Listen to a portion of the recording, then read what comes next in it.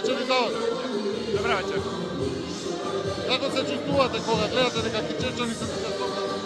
Па, ова е мојот роден град и премногу ми е мило што имаме препол площад и тоа покажува дека имаме потенцијал за силна изборна победа, но истовремено дека имаме доверба кај граѓаните на општина Кичево. Ова е кампања на председателот Иванов кој што бара втора доверба, втор петгодишен мандат тука во Кичево. Каде кичевчани се препознаа, пред да почнеме со оној дел кој што е од програмата за ведувањето и сработеното до сега. Најпрво го препозна Иванов како чесен човек.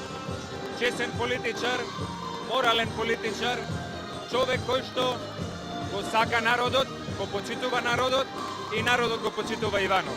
Мислам дека Иванов е еден од ретките председатели до сега кој што и кога не се избори, неколку пати го посетил Кичево. Дошол тука, разговарал со граѓаните и сакал да ги слушне нивните проблеми. Втората работа што многу е голем одлика на председателот Иванов е тоа што се залага за државните интереси.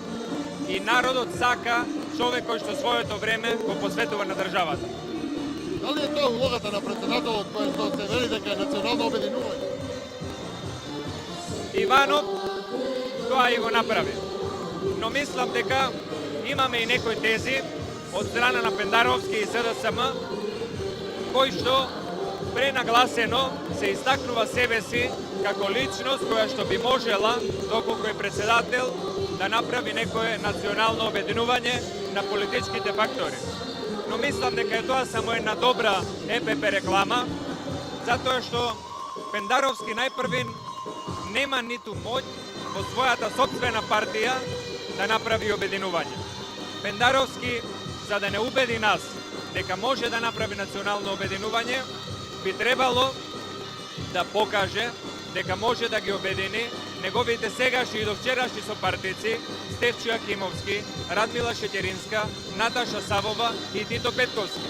Нека ги обедини нив во 1, 2, 3 или 5 важни национални ставови, за да поверуваме дека тоа може да го направи. Втората работа, Пендаровски излегува и го напаѓа председателот Иванов, го напаѓа премиерот Груевски, како луѓе кои што имаат голема доверба кај народот.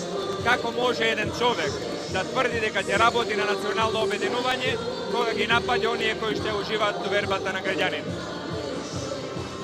Морам да ве прашам, локалните избори беа избори кои што за прв пат се одржаа во нова територијална форма и граница на Кичево. Ова се втори, па би рекол и трети, нели, бидејќи се поклопуваат председателските и парламентарните избори на Кичево.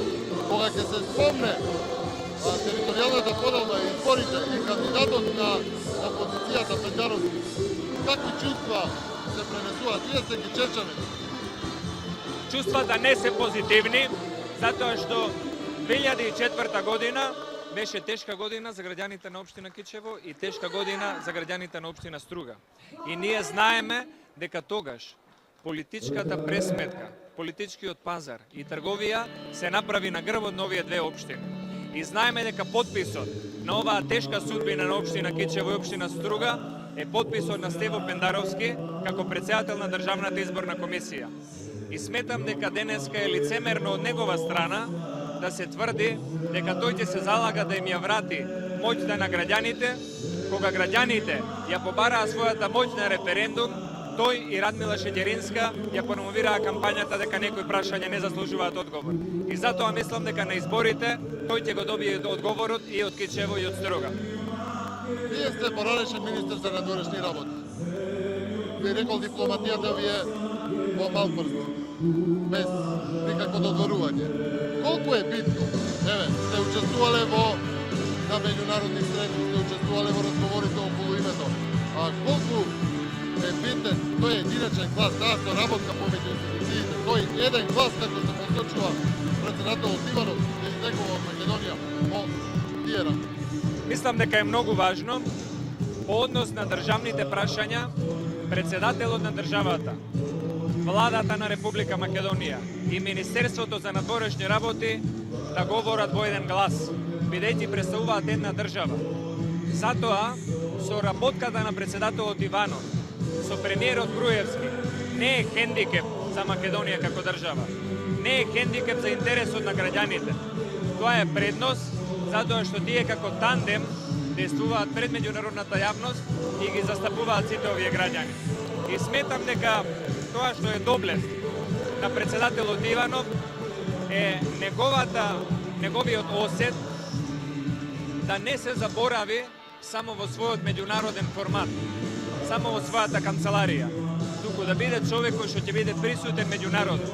Затоа што кога е блиску до народот, тој може да ги знае и вистинските чувства на народот за националните прашања. И тука би го потенцирал прашањето за името, каде што имаме две позиции. Едната позната на председателот Иванов, кој што кажува дека стои на позициите за неменување на уставот и за одржување на референдум од страна на народот, и другата непозната позиција која што ја нуди Пендаровски и немаме никаква доверба дека оваа непозната позиција е случајно таква. Сметаме дека, имајќи го искуството од Црвенковски, Пендаровски лесно ќе може оваа непозната позиција да ја изманипулира и тоа да биде на штета на нашиот интерес. Мотото, геслото на председателот Иванов е Македонија во Европа, Европа во Македонија. При тоа, ако ги направиме споредите помеѓу двете кампањи што се водат, од другата страна, неговиот опонент Стево Пендаровски, бидејќи веќе разговараме и за разликите во ставовите, говори за департизација на администрација и воопшто на општеството. Стево Пендаровски се обидува да биде финото лице, она нашминкана фасада, за која што ќе се сокријат принципите и делата или не делата на Заев, Шеќеринска и Црвенковска. И поодносно самото прашање за администрацијата. Оваа влада, овој председател донесо и подпишаа многу закони со кои се подигнува квалитетот на работата и влегувањето во администрацијата. Но затоа ние имаме едно прашање и една дилема кон ставовите на Пендаровски, кога тој збори за департизирана администрација.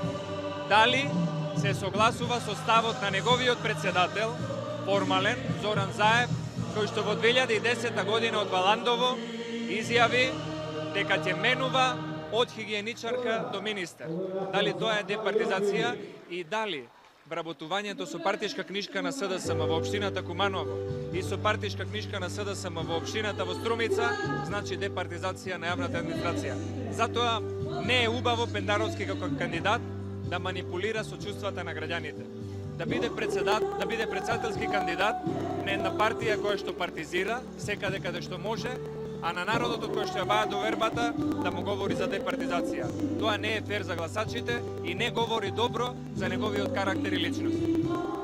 Следејќи и кампањата на СДСМ и на Пендаровски, заприметив каде што цело време се истакнува затвореноста на Република Македонија. Дали може затворена држава, како што се нагласува, да добие 5 поред позитивни извештаи и препораки за почеток на преговори за влез во Европската комисија? Јас и ова што беше споменато, 5 извештаи, но би споменал уште неколку работи. Македонија оваа година стана членка на Советот за човекови права на Обединетите нации, со седиште во Женева. Не може една затворена, изолирана држава без пријатели да добие 171 глас во Обединетите нации.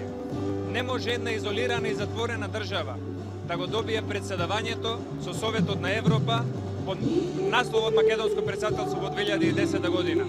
И не може една затворена држава, ако тие тврдат дека е таква, да има 5 извештаи и највисоки оценки од НАТО за своите способности да стане земја членка.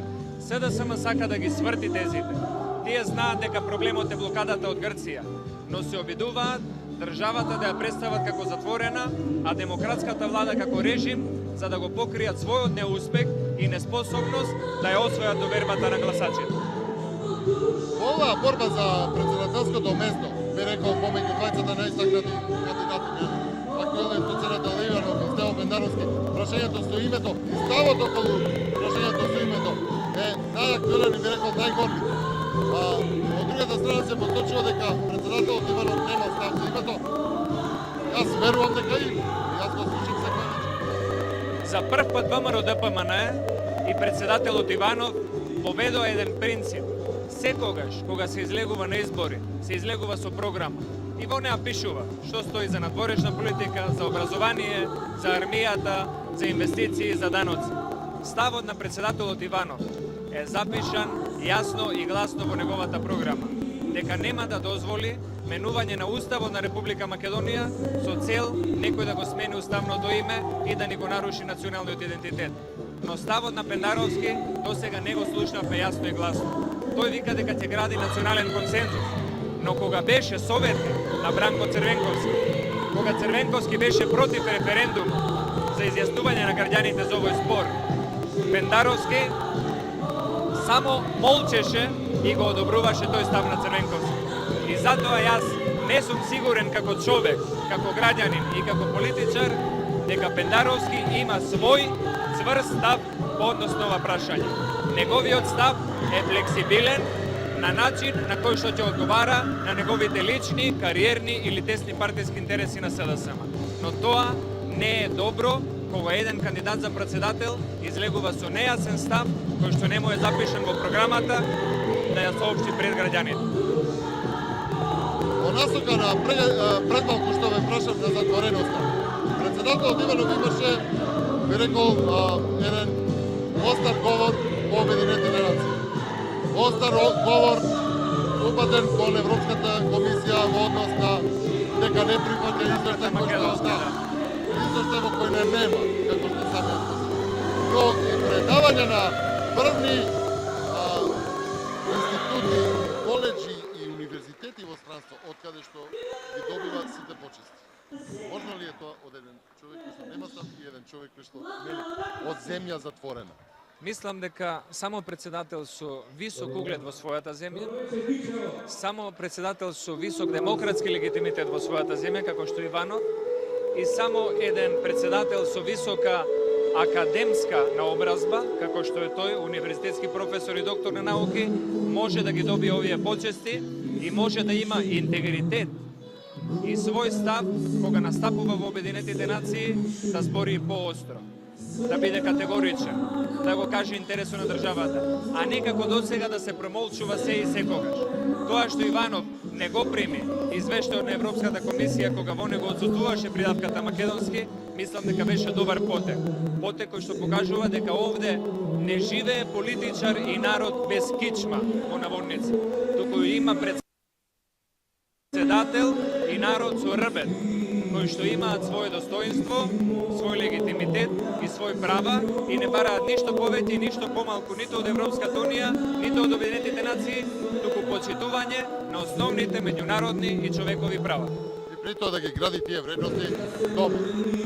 Па мислам дека тие вредности веќе ги гради дома, ги промовира меѓу сите, ги почитува сите луѓе, македонци, турци, албанци, срби.